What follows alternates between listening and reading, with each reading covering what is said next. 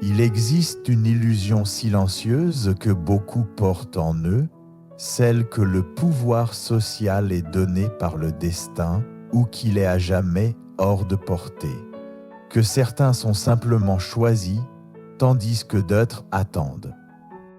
Mais la vie, dans son essence, ne fonctionne pas selon la chance. Tout, y compris la connexion humaine, suit un processus, façonné par la conscience, le choix et l'action. Considérez ceci non comme une leçon de sociabilité, mais comme un changement dans la manière dont vous vous reliez au monde. Ce que je propose n'est pas une astuce, mais une nouvelle perspective. Une perspective capable de transformer le chaos des rencontres quotidiennes en alliances significatives. Une qui révèle comment des inconnus deviennent des amis et comment la présence, et non la performance, suscite l'appréciation.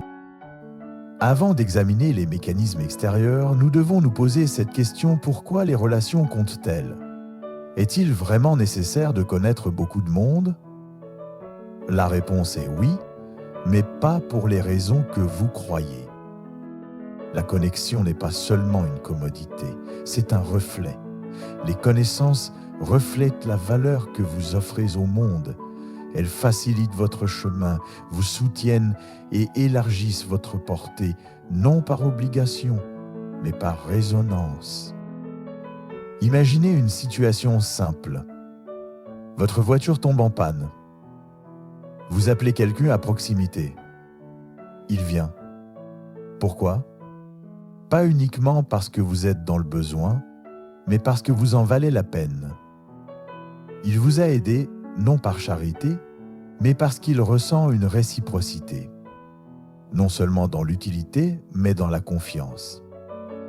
Même dans les plus petits gestes, l'intérêt mutuel guide les interactions humaines. Non de manière froide, mais avec sincérité.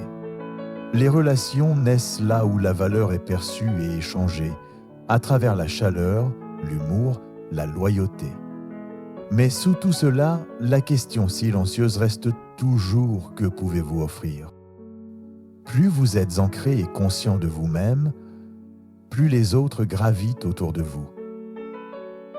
Ce n'est pas de la manipulation, c'est de la gravité.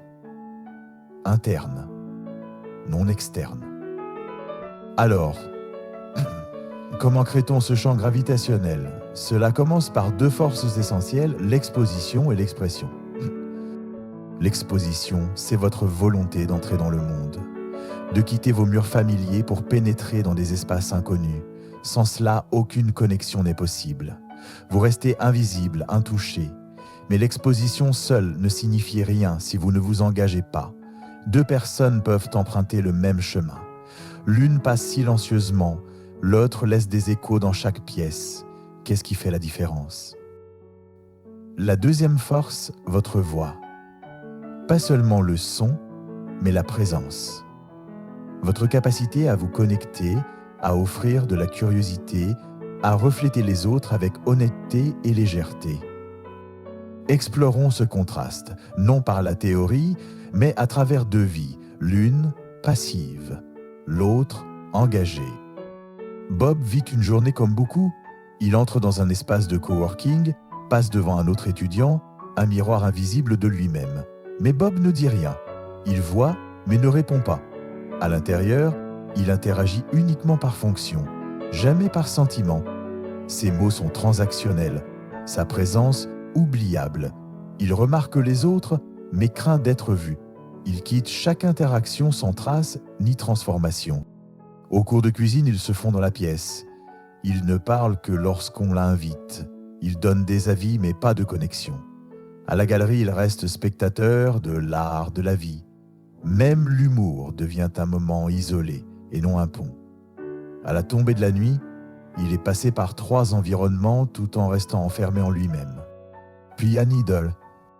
Needle vit la même journée dans le même ordre, mais il aborde le monde autrement. Là où Bob évite, Needle s'approche. Il ne voit pas seulement un croquis, mais une lutte partagée, et la reconnaît. Là où Bob commande un café, Needle crée du jeu. Là où Bob reste silencieux, Needle provoque le rire. Il ne domine pas, il invite. Il ne joue pas un rôle, il se révèle. Même les moments les plus brefs, un chargeur oublié, un retard aux toilettes, deviennent des occasions d'humanité. Et au cours de cuisine, il transforme des débuts maladroits en joie partagée. Sa présence n'est pas bruyante, mais vivante. Elle insuffle de la légèreté aux pièces. Et la connexion suit. À la fin de la journée, Needle n'a pas accumulé de faveurs ni feint le charme. Il a simplement choisi d'être ouvert, de parler avec aisance et curiosité. Et ce choix change tout. L'exposition a offert aux deux hommes la même toile, mais un seul a pris le pinceau. Imaginez maintenant l'effet cumulatif de ces choix. Si une journée peut produire plusieurs vraies connexions, que se passe-t-il sur un mois, une année? La connexion, comme la richesse, se cumule. L'isolement aussi. Mais comprenez ceci. Le but n'est pas de devenir quelque autre. L'objectif n'est pas d'imiter Needle, mais de devenir plus pleinement vous-même. De prendre conscience de la manière dont la peur, la honte ou l'indifférence façonnent peut-être votre silence. C'est là que commence l'individuation, non en rejetant vos ombres, mais en les intégrant. Votre difficulté à vous connecter n'est pas un défaut. C'est le symptôme de scénarios inconscients plus profonds, des scénarios qu'on peut réécrire. Et les stoïciens nous rappellent, vous ne pouvez pas contrôler la réaction des autres, mais vous pouvez contrôler votre intention, votre clarté, votre courage. C'est là que réside la liberté, non pas dans le nombre de personnes qui vous aiment, mais dans la profondeur avec laquelle vous restez aligné à votre vérité, même en conversation.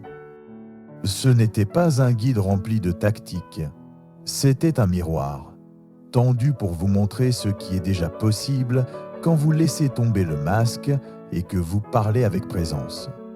Les vraies techniques viendront plus tard, mais sans fondation, elles ne servent à rien. Le chemin commence maintenant, silencieusement, intentionnellement, par un seul choix, voir et être vu.